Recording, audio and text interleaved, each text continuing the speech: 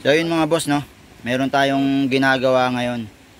So itong frame na to ay pipinturahan natin.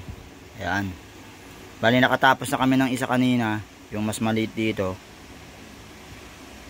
So ang ginagawa ko lang muna, binalutan ko muna ng masking tape to, yung salamin, para hindi mahawa sa kulay. Kasi pipinturahan namin, i-sprayan to ng gold.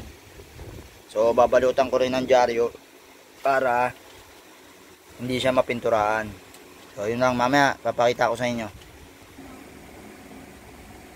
So yun mga boss, eto na, nabalot ko na ng dyaryo yung frame. So ayan.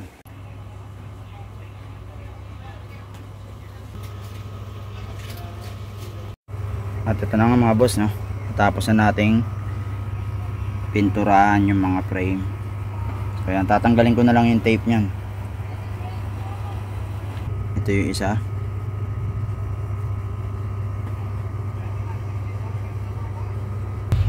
So ayan, bali iba diniliver na namin. Tapos ito yung isa. Ayan, ang ganda na mga boss, di ba? Yung luma naging mukhang bago ulit, tapos naging mukhang elegante pa siya. So yun lang mga boss, salamat sa panonood.